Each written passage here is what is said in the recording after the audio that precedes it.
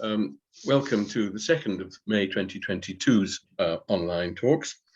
This welcome is not only on behalf of Cupar Development Trust, but also on behalf of Cupar and District, the grouping of over 24 organisations drawn from what is the way we drew it was the catchment area of Belbaxter High School, and Simon has a map which shows just how wide the people do come to Belbaxter. These talks are an important part of our celebrations of Sir David Lyndsay of Cupar and Scotland's first play, and we've been pushing that as an important aspect of Cupar and the importance of the area for the last 2 to 3 years. These talks are supported specifically by 8 of the 24 groups, and these are the names you would expect: Development Trust, the Heritage Centre, Mike's here, Cupar Arts, Margaret Robertson's here, Fife Family History Society, Ali Murray said she was coming, Fife Folk Museum, On Fife the Library, the Falkland Society, bottom left, and of course the SCIO, Three Estates Cupar. This year's May talks follow on last year's talks, and which were a great success, and we've got the 2021 talks on this slide. We've just been talking about Rhiannon. That was her talk last year, and she was followed by Bess Rhodes, and those two went down very well, as I know this year's will as well. And the logic of this year's 3 talks is obvious from the next slide, but we've jumped one, I think. Never mind. There we are. We had a talk last week, a very lively and cheerful talk from Amy Blakeway, which put the whole thing in context, and in particular the importance of Sir David Lyndsay at the court and his experiences there. And that explained a lot to people who might not otherwise have realized that linkage. So now this week we hear about Sir David Lyndsay's works, but not specifically the play. And then next week we hear specifically about the play. So that's the format and the logic behind what has been in this program. And so the welcoming slide for tonight is for Professor Nicola Royan, and here she is, and there is her topic. So if Simon stops his screen sharing and Nicola starts hers, we're good to go. Let me see, here we go. Thank you, Bill. Let's see if I can make this work. It's the joy of coming from a Teams department. They never ever quite do what you think they're going to do. But there we go. Is that visible to everybody? It is splendid. Thank you very much for inviting me to talk about Lyndsay. It's so exciting, I think, for me to see older Scots featuring or becoming embedded in Cupar life and in Cupar schools, thanks to the hard work of Bill and others. I encountered David Lyndsay for the first time as an undergraduate in Glasgow in the Department of Scottish Literature there. They're having their Golden Jubilee this weekend. And that was really exciting, and I'm delighted to try and share some of that excitement today. As Bill said, I'm going to talk about some of the poems, but not Squire Meldrum or in satire. Rhiannon from last year is definitely the expert in Squire Meldrum, and Greg is the expert in satire. But I'm going to talk about the 2 ends of Lyndsay's career tonight. In the slides I've got, there's a fair amount of text. I know full well that might be terrifying, and I'm not necessarily going to read it all. But if you're interested, I encourage you to read it aloud later to your family dog or cat, if your family are appalled at the thought of being an audience. Lyndsay would have had a Fife accent, so don't worry about getting it right. You're more likely to be right than I am. My accent really doesn't fit with what Lyndsay would have sounded like. But it does help to read it aloud and to understand it as something as much heard as read.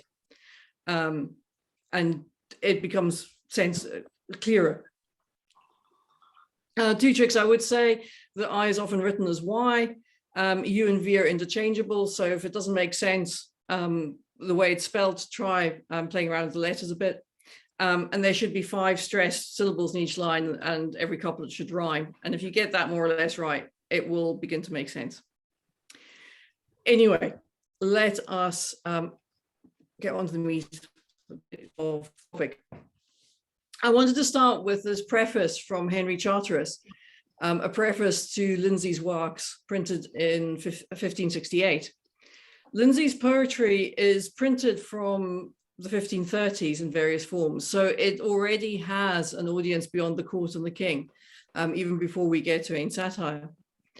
And Charteris, one of the leading printers in late 16th century Edinburgh, it is printing his complete works within a decade of Lyndsay's death.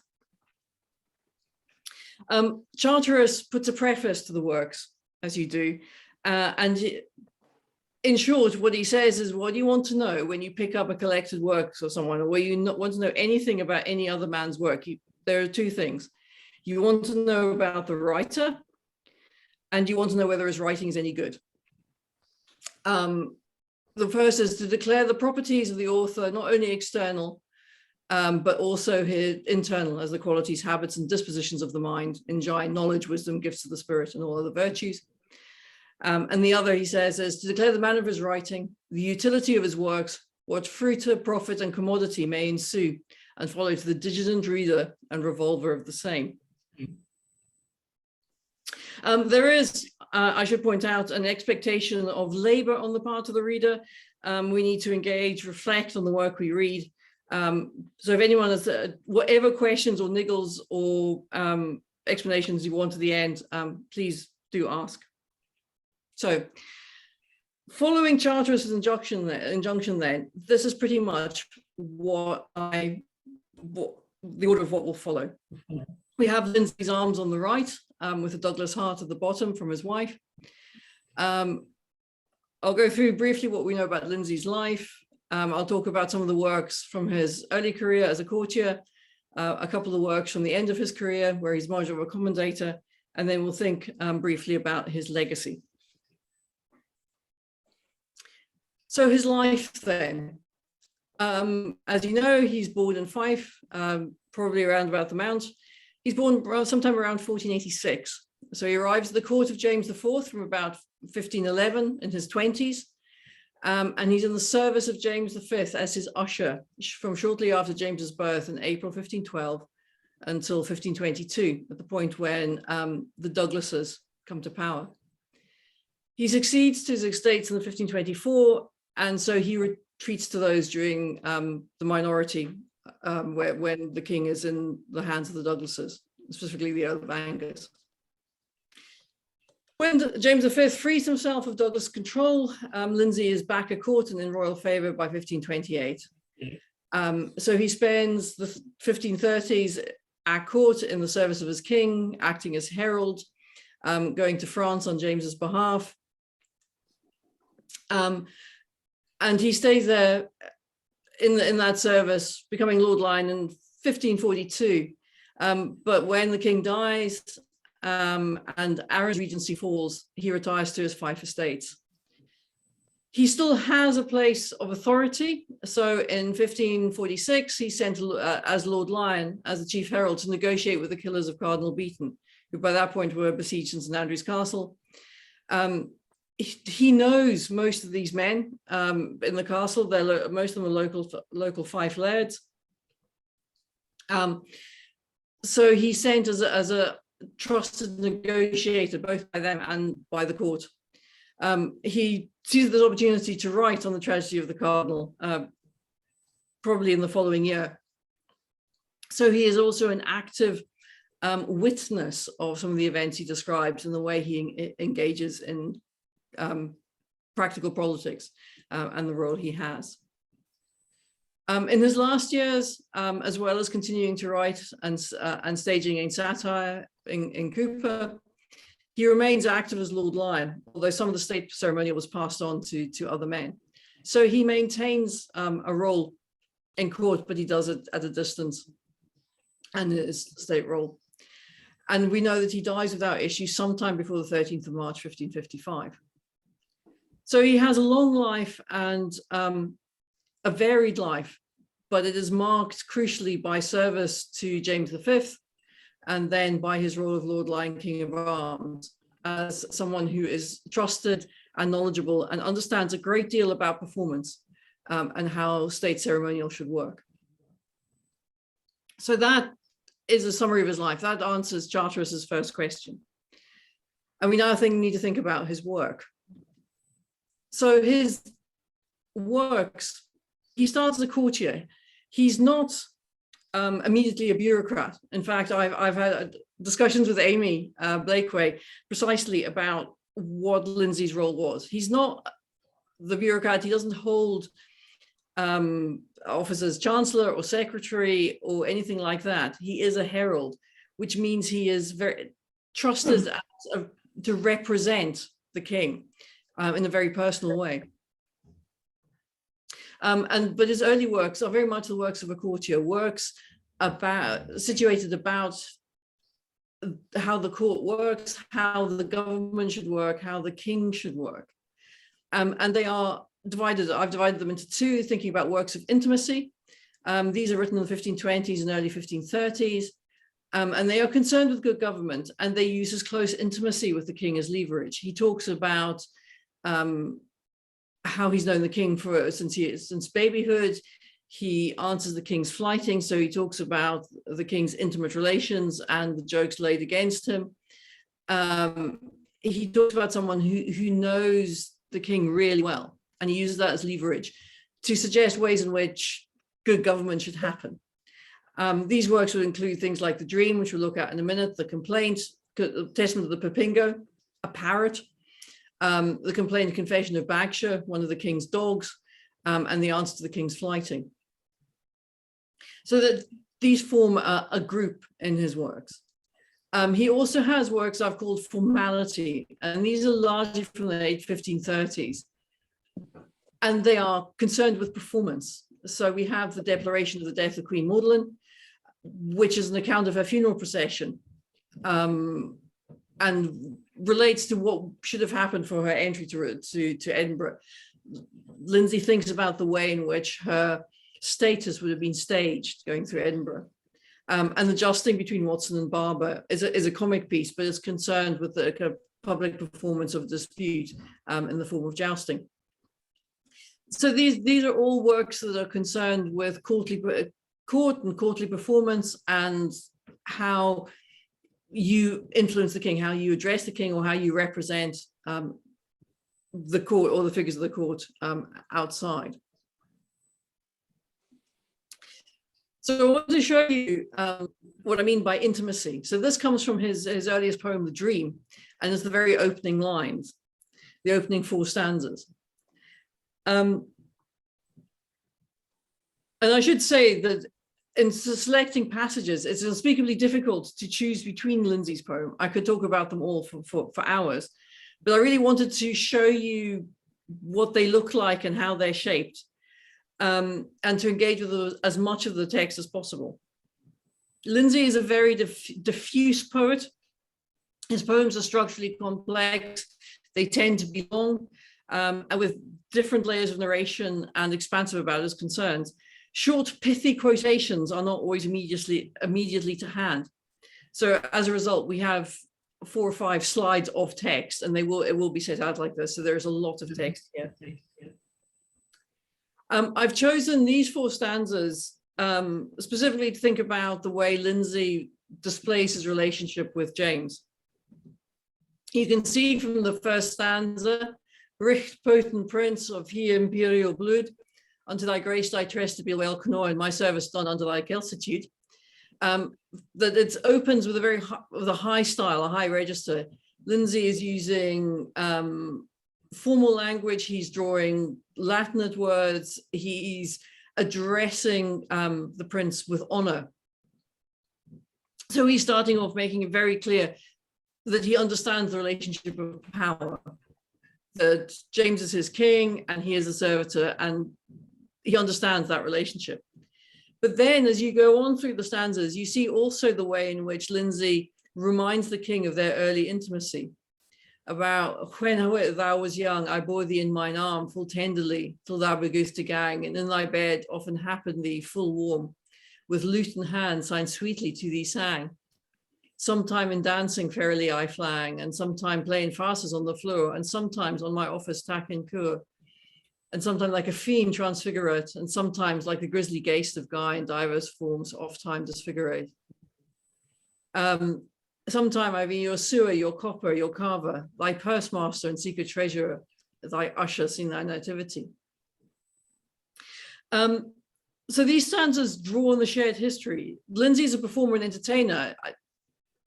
Hamer, his editor, suggests that Lyndsay might have other poems that have lost, but in some ways I think he's just telling bedtime stories, and he's turning himself into these characters for the amusement of the boy king. And he's concerned with James's well-being. He talks about feeding him, he talks about helping him to sleep, and he also talks about himself as his ally, his secret treasurer, the one who holds his pocket money, who allows him that bit of freedom. There are many alien features of early modern culture, but I think the kind of service that Lyndsay's describing here is one of the most strange to us. But it's clear that the intimacy that Lyndsay alludes to gives him a degree of license in terms of what he can say and how he can address it. And so we see a relationship between Lyndsay and the king, which allows him to say some quite direct things, some quite firm things, particularly about the king's private life and personal behavior, particularly in the answer to the king's flighting, but also to hammer home constantly what he thinks of as good government. And it's a really interesting relationship that you can't actually imagine with many other Renaissance monarchs. And I'm sure Greg would agree. You certainly can't imagine anyone saying this to Henry VIII. So we need to understand that Lyndsay's relationship with the king is special and interesting, and allow certain things to happen. The poem goes on in the dream to imagine various encounters.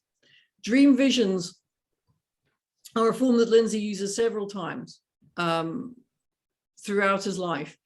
They become a way of imagining events in a way that is not direct, they're an indirect telling. It is possible then for the speaker, the poet, to disavow what's been said in the dream, because it's a dream, it's not real. They also allow personification allegory, which is a large part of the three estates. But personification allegory allows interaction with particular qualities. It allows imagination to happen around these figures, which is often easier than talking about abstract qualities. And that's very common in older Scots, all the way down to the late 16th, early 17th century. And this example here is about the realm. It's the state of the realm at the point of the 1528, when James comes into his full power. So we is the dreamer, a vision of Lyndsay, and the advisor that he meets, the person that he meets in his dream. And then as they were talking, they see a bustious burn come over the bend, but horse without horse on foot as fast as he must go, whose raiment was all ragged, ruined and rent, with visage lean as he had fastest leant, and forward fast his ways he did advance, with a richt melancholious countenance. With scrip on hand and pickstaff in hand, as he had purposed to pass frae home, quod I, good man, I would fain understand, give that you please it, to wit what were your name. He, my son, of that I think great charmer, but sin thou would of my name have a feel, forsooth, they call me John the Commonweal. Anyone who's read or seen Ein Satter will recognize the figure of John the Commonweal, the embodiment of community, of nationhood, whose appearance, an outward appearance, reflects the success or otherwise of the current government. Important here to realize here is that Lyndsay doesn't present John as essentially or only Scots. He's rather a figure that can represent any realm or state. But it's in this place, he's leaving Scotland because of his treatment, because there is no commonweal at the beginning of James V's adult reign. it's a way of indicating an urgency about royal engagement and royal investment in making things better. And we can see that query about being disinherited of all my grace, and I must pass from Scotland before where I was cherished, but John the Commonweal will no longer survive. He's leaving. For the king to be a good king, for the country to be healthy, John the Commonweal needs to stay, needs to be taken care of, needs to be nurtured. So right from the very beginning of Lyndsays poetry career then, Lyndsay is concerned with good government, with the state of the realm, with thinking about commonweal, that all-encompassing sense of a realm at peace with itself, a realm where everyone is well rewarded, where everyone understands their duties and make sure that they undertake them. And he's directly encouraging the king to look to his realm from this point. As it turns out, and this is certainly, Amy would say that James turns out to be quite shrewd in the choice of advisors, and he does engage in reforms. He introduces a College of Justice. He is seen to enact justice in going down to capture and try Border Reivers and Johnny Armstrong. He works quite hard at some aspects or key aspects of kingship. And we might like to speculate that Lyndsay's advice actually struck home. But it is, I think, from a very intimate beginning, there's a really interesting kind of leverage going on about what the advice is and the expectation that Lyndsay has that he will be heard, and that he is somehow a spokesman between the realm and to the king. There are all kinds of ways in which this message is put across in the early material. I could have talked about the Pingo, where the voice of advice is in fact a parrot who climbs too high and then falls out of a tree.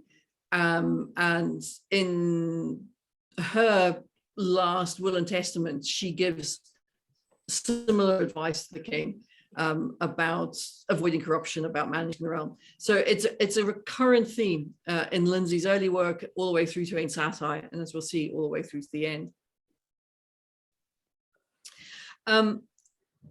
As you know, James V dies in 1542 at the age of 30. He dies very young. After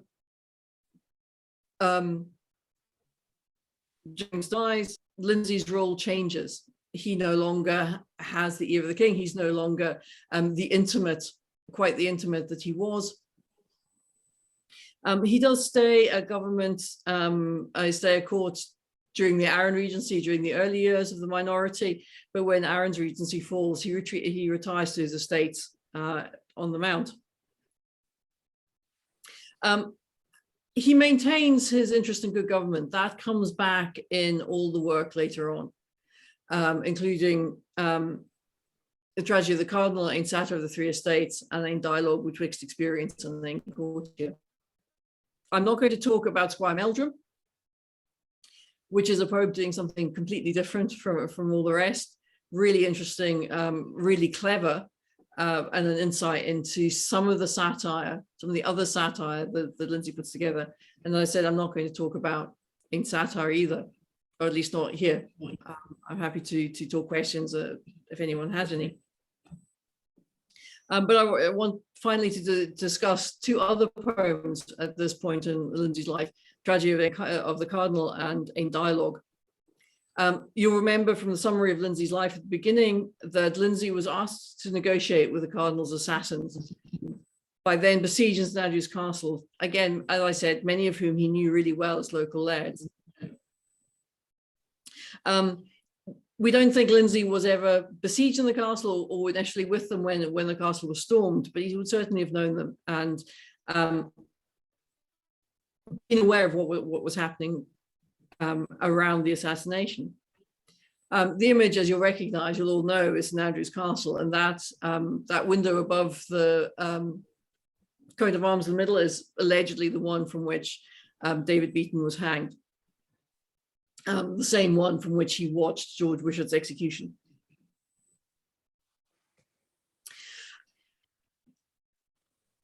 In the tragedy of the Cardinal, again, we have Beaton's ghost returns and delivers his warning to fellow bureaucrats and politicians inside and out with the church. It's another act of ventriloquism. Whereas in A Dream, we saw John the Commonweal being this voice of advice that's somehow distinct from Lyndsay and from the speaker. And the same way in the tragedy of the Cardinal is ventriloquized and forced to recognize and repent his own folly and tell his own story and his own mistakes. It's a kind of powerful way of doing it. It's also a way of destroying much sympathy for Cardinal Beaton, who had been a huge and significant figure, a powerful figure in the Scottish minority and Mary's minority, but had pushed his luck just a bit far.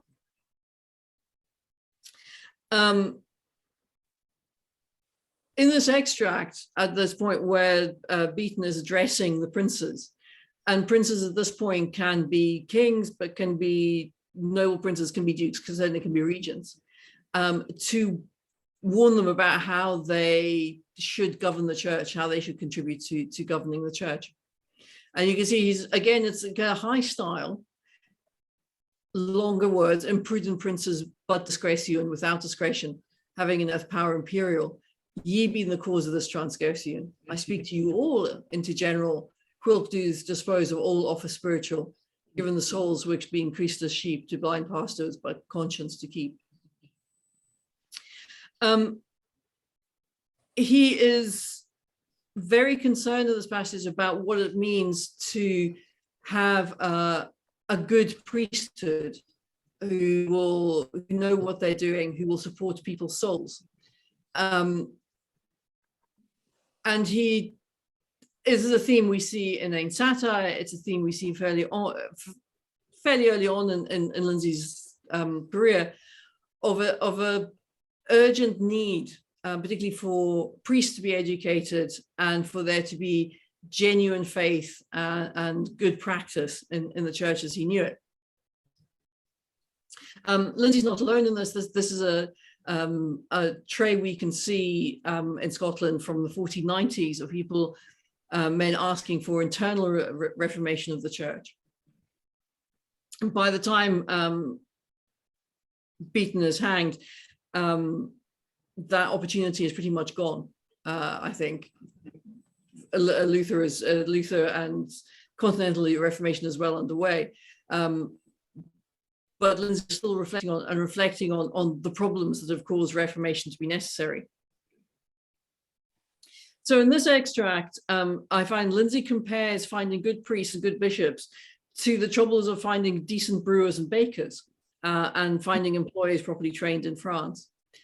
And I think there are so many layers to the way he uses this to talk about the need for good priests that's worth picking apart. I think there's an inherent comedy. There's a way in which it looks ridiculous, and Beaton looks ridiculous by saying that actually, you know, if you need an officer, when you princes doth lack an officer, whether it's a Baxter, a baker, or a brewer, or a master cook, or, you know, effective tailor, you look really, really hard and you find the most able men and you find the ones who've been trained and you test to see if they can make out, well, why aren't you doing this with priests? Why aren't you ensuring that the priests are similarly trained?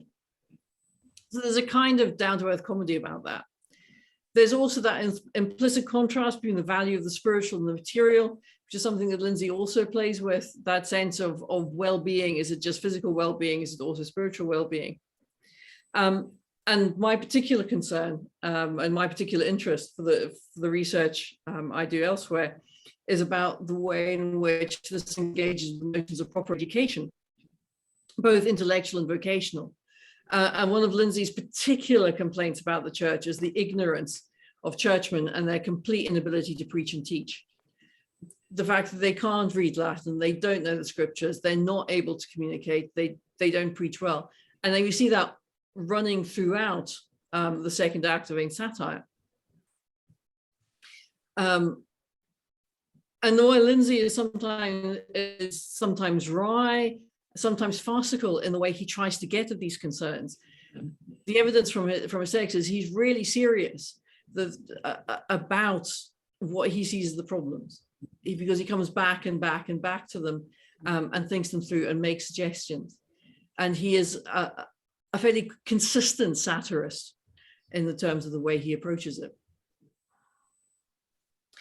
So the tragedy of the Cardinal both undermines the authority the Cardinal might have had and points out his folly, but it's also encourages that reflection on what's brought about this fate, what's brought about that final result. So the last text I want to look at before I finish is a bit of Lyndsay's view of the Scots language, which comes from In Dialogue, his last work. In Dialogue is, as I said, his last work and probably his least studied, although it was very popular in early prints all the way to, and immediately afterwards.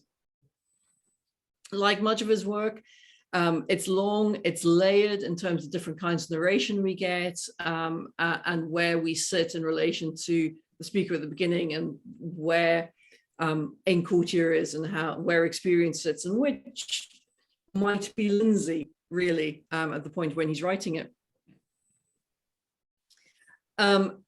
What he's writing is quite old-fashioned by the time he comes to complete it, but he's in his 60s, 70s by that point. So it's a form which he's used all his life. And it's true, I would say now that from the tragedy and from other works, Lyndsay is sometimes viewed as a Protestant. I'm not going to pin my colors to the mast right now. We can talk about that a bit more. But as we saw from the previous slide, it's certainly true that there are aspects of the Reformation movement that profoundly concern Lyndsay. As I said, properly educated and responsible clergy is one aspect, meaningful charity and service is another, and a third is that education and understanding, particularly those who were laymen and presumably lay women as well, although they're not often featured specifically in Lyndsay's poetry. As far as we know, Lyndsay was not a scholar. There's no evidence in the records that he undertook extensive study or that he had an extensive library, even though he was clearly multilingual and politically shrewd. But throughout his work, he has this concern for education and for facilitating education and making education available. So in this last work is in this context that he discusses language, Latin, and the vernacular. And what he says here in these four stanzas is he makes a plea for a translation of the Bible into the vernacular, for him into Scots. What he talks about as in vulgar language, plainly go and translate the needful laws of this region. So it's both for the Bible and for the law. Though those two governing devices that he says, well, you can't manage your behavior on earth if you don't know what the law is, and you can't manage your behavior for heaven if you don't know what God's law is. So he says they would, if we had the laws in Scots, there would not be half so great debate among us people of the lower state. We wouldn't need lawyers. Oh, sorry, Bill. As he says, crucially, we wouldn't need lawyers. And then he says the prophet David, when he goes on to talk about the Bible, he talks about the prophet David, the king of Israel, compiled the pleasant psalms of the Psalter into his own proper tongue, as I hear tell. Solomon, when he was his son and heir, did make his book until his tongue vulgar. So why should there not be saying to us shown in our language, I would the cause were known. So it's fine, Greek and Latin, doctors, medics, philosophers, even some poets, they can all write in Greek and Latin, but for our commonweal, and that word again, commonweal, and our salvation, We need the books the necessary books translated into our vulgar tongue, our tongue vulgaire. What's interesting, or one of the many things that's interesting about this, is these arguments fit very much with an argument that Erasmus made, talking about Bible translation 30 years before, that it's by accident. There's nothing inherently better about Latin than there is about any other language. Jerome translated into Latin because that was the language he was using, not because it was better. The language was written in the language of David, or it was written in the language of Jesus, or it was written in the language of Paul. It's not divine sanction that says these are the right languages. And he is very concerned with this, that this should be the next stage, the vernacular should be the next stage. So he's familiar with these big international arguments by Erasmus, and he's folding them into a very Scottish view and thinking about that notion of commonweal, as I said. And we're back now to the beginning and to the dream, and Lyndsay's concerns with a much bigger concept of society, and certainly with the realm.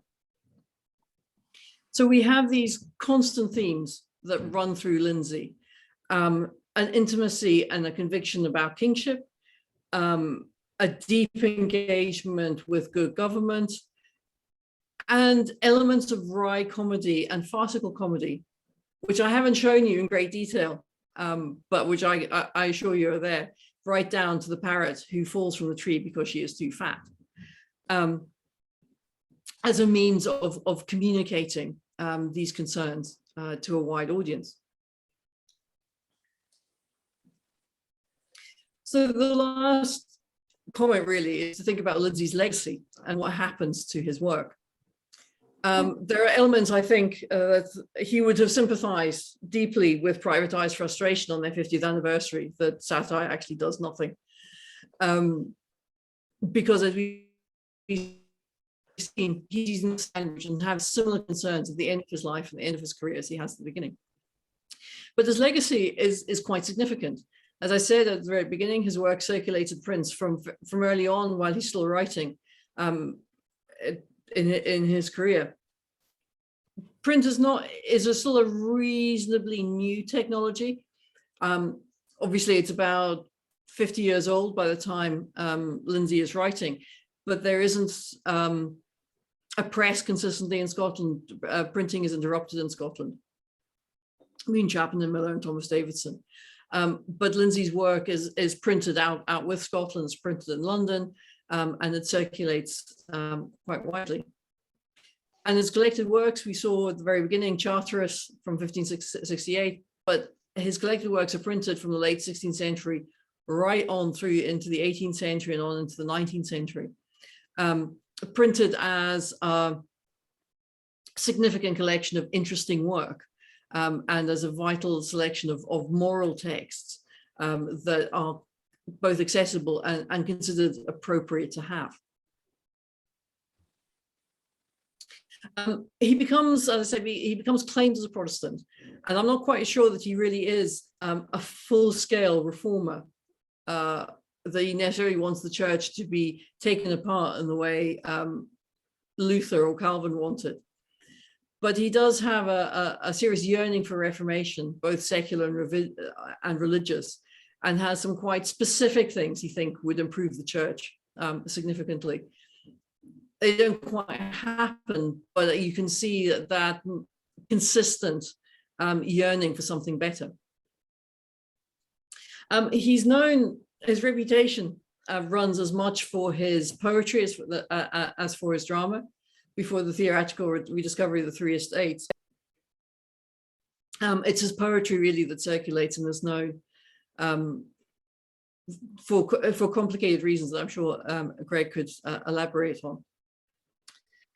And I wanted to finish then with a quotation actually from C.S. Lewis, English literature in the 16th century, including drama.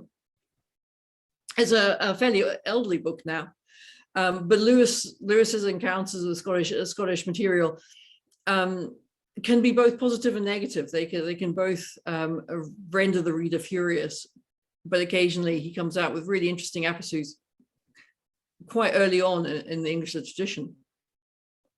And what he says about Lyndsay, he says, well, he usually lacks the originality of Henryson and the brilliance of Dunbar and Douglas, but what there is of him is good all through.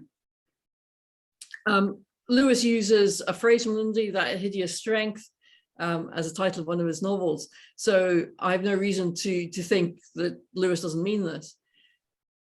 In terms of we think about Scottish literature, that's a really interesting quotation. Henryson is different and challenging in ways that look different as you turn him. Dunbar and Douglas might be said to keep all their goods in their shop window. They are stunning poets who drag your attention. Lyndsay, I think, comes across as someone who's less immediately exhilarating and exciting, but he tends to stay with you for a long, long time.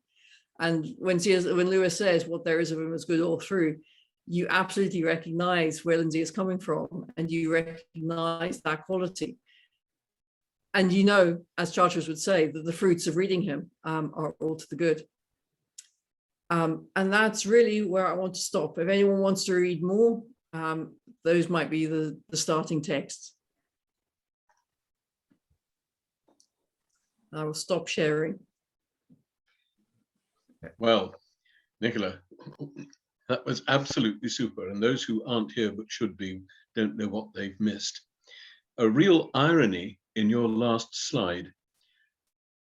Ian Hislop curated an exhibition at the British Museum a few years back under the title I Object, and it purported to be looking at satire in Britain, because it was, after all, the British Museum, over the history of satire, and it started in the 18th century.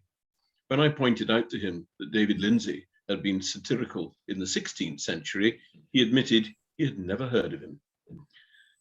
No marks there for Ian Hislop. And just while I've got the floor, as it were, sitting here in the Ariège, David Beaton, whom we know as Cardinal David Beaton, is actually remembered here as Bishop David Bethune, because he was promoted cardinal from here by the Pope to come home to Scotland to sort us out, which obviously he stunningly failed to do. Questions? I know we don't have the numbers here who are going to ask questions, but can I put somebody on the spot? Mike, have you any questions?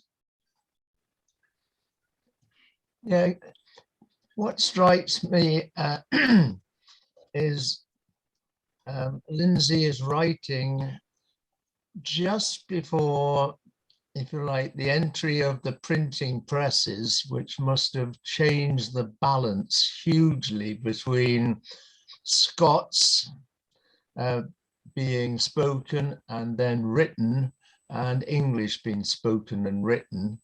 And I'm wondering to what extent, if you like, the power of the English presses reduced the influence of someone like Lyndsay. That's a really, really interesting and very, very complicated question. So the press, there's been a printing press in the very first 2 decades of the 16th century in Scotland. So Chapman and Miller is printing Scottish material and English material and Scottish material, and bits and pieces of Chaucer. And then it prints the Aberdeen Breviary. Chapman and Miller then fall away, perhaps because of Flodden, perhaps because they went bankrupt, but printing the Breviary. And then the next printer we know of in Scotland is one in the 1530s, who's the King's printer, Thomas Davidson, who is an extraordinarily proficient printer. He can print on vellum.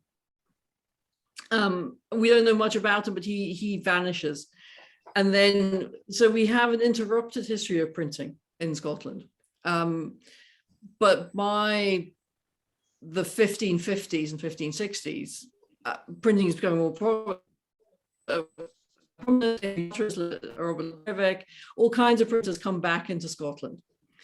And they are printing, sometimes they're printing Scottish works, sometimes they're printing English works, and sometimes the spelling varies. The biggest pressure, the biggest item that puts pressure on printed Scots is the Geneva Bible, which is translated into English, which the Protestants bring back.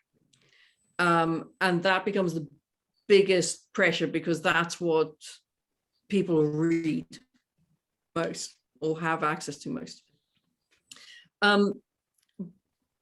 But we are accustomed to see written text as kind of phonetically equivalent to spoken text, but the accents don't vanish. So a text that looks like it's written in English may actually have sounded incredibly Scots. Sometimes you can tell this from the rhymes. The rhymes just don't work in English. They only work in Scots, but they're spelled in the English matter. And you go, doesn't quite hang together.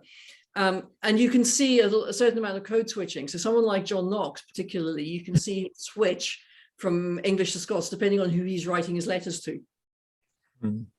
And so he moves backwards and forwards between that. And is pulled up for it actually by Ninian Wyniad, who says, you know, you're writing in English, you've lost your grasp of your identity. So the press is pushing it.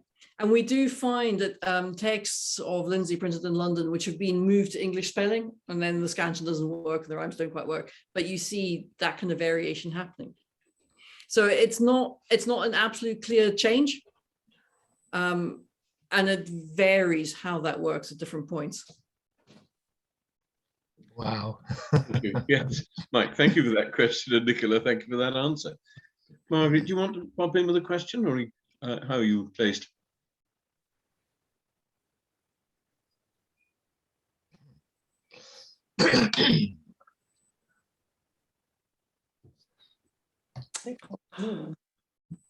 Yep, you're on. Yeah. Yeah, I do wonder, so in England at the time, did they sound very different? Can you hear me all right? Yeah. Did they sound different? Yeah. So at the same time in England, did people sound very, very different? Yeah. I think, well, it's noticeably different. I wind my students up by saying that actually Shakespeare probably sounded like Lenny Henry, came from the back country. Spencer is presumably in his estates in Ireland, where his workers knew it as the Furry Queen. We forget the regional accents vary hugely because we don't have, there is no state media, so that you're not hearing the same things every time, and people go down. So that by the time you get to the 18th century, it's Richard Sheridan's father, who's an Irishman, is in Edinburgh teaching Scottish people how to speak English properly, so they'll not be laughed at when they go to London. And that kind of just blows my mind, is that sense of what are you expecting? How is that working? So they would have sounded quite different, but you would have read in your own language. And you see that even with Burns. So if most people know Burns, there are parts in Tam O'Shanter that go into, that looks like English, but Burns's accent probably wouldn't have changed. So you wouldn't have noticed it nearly as much as hearing it as you do on the printed page. And what's not clear is how much mutual willingness there is to understand. And actually written text is easier to do that. Written text travels further. Even if it's spelled slightly different, you can kind of make it make sense. So the revival of Scottish language printing that you do get in the late 16th century can travel south. But then you will also see someone like James VI anglicizing some of his work. So the manuscripts of Basilica and Doran are written in Scots. It's a small manuscript circulation. When it's printed, it's tidied up because he needs it to be read in England. He needs it to be read in London. So it's a kind of political choice. But I think people would have sounded very different. There's a story, there's one anecdote told by a grumpy courtier of James VI, which says he sounded like his tongue was too big for his mouth. You know, he was clearly stupid, his tongue was too big for his mouth. And actually, there are linguists saying, no, that's just loch. That's what it sounds like. It's the way in which someone looks at an accent that's foreign, and how they take it apart, rather than. Can I ask something else? Do you know if Shakespeare would have known of Lyndsay's writings? He could have. I don't know that he did. I'm looking at Greg, who's stealing. Yeah. Certainly, there are works. The works are circulating are circulating in London. He could have read it, whether and he might have known of it. Lyndsay is 2 generations earlier than Shakespeare, so it might have been quite unfashionable.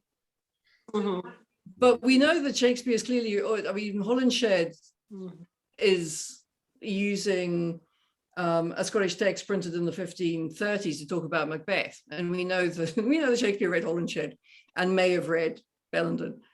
So the material is circulating. We can't always be sure, but he could have done. Thank you. Thank you both for mentioning. I was also thinking of the connect. Yeah. Particularly the connection with Macbeth and you know, Fife and all that with Shakespeare. And yeah, it's possible. But you know, there's obviously. Sorry. I'm having difficulty with the line. Is anybody else? Yeah, Yeah, me too. Yeah, you're absolutely right that we know that Shakespeare reads Scottish material or has access to Scottish material, whether it's certainly with Holinshed, and that's 1570s. So it's that interesting sense of what's circulating and what's hanging about, what you can access if there's not a library and your mate doesn't have it. How do you access material that's printed a bit earlier? Is a question we don't really have an answer to. Can I ask one very simple final question, Nicola? Could you say something about flighting? How dangerous was it? How close to the bone did Lyndsay go? Because I have a picture of him flighting away, seeing how far he'll get away with things, and then putting it into a satire if he's still got a head on his shoulders the next morning. But I'm not sure if I'm preempting Greg next week. Well, yeah. By the time it changes the satire, it's a bit different. You know, there is no king, and Mary of Guise has bigger problems. She really does have bigger problems than a play in Cooper. The flight. An answer to a king's flighting. We don't have the original. We don't have the king's attack on Lyndsay, so it's always difficult to work out what one half of a dialogue looks like. But he is fairly frank there about the king's sex life, about saying, stop sleeping with serving girls, just stop it. Not necessarily because it's immoral, but because you're fairly likely to get syphilis and then we won't get an heir. And it is quite specific, don't do it. That same warning is actually present in Dunbar's Thistle and the Rose when he says, when the allegory says, stop messing about with weeds. But Lyndsay is much more explicit, and he's much more directive about this is what needs to happen. You need to get out there. You need to do this. You need to do that. But the Scots' relationship with their poets, Scottish king's relationship with their poets is different from the English ones. It's a much flatter society in some ways, and they get away with much more. Or they have license to be direct in ways that advice to English kings is not. I mean, Lyndsay plays around with these different voices. You know, you have a parrot telling you this is what to do. Well, you blame it on the parrot. But it is quite directive in a way of saying you have to do this and you must do that in a way that doesn't sit easily with how we imagine monarchs to be. But even Dunbar has a certain degree of license about what he can say. And it's just a different kind of pattern. And 14th and 15th century Scots are obsessed with telling their kings what to do and how to do it better. There is just a regular pattern of this, and Lyndsay is just that bit more impertinent. But I think James just shrugs it off because well, I've known him all my life. Who's going to tell me if it's not him? Thank you, Nicola. And I think we're just coming up now to 7 o'clock, so I'm going to bring this to a close. Thank you for a wonderful event. Last week we heard about Lyndsay and as an active man, you know, the ambassador and doing all that sort of thing.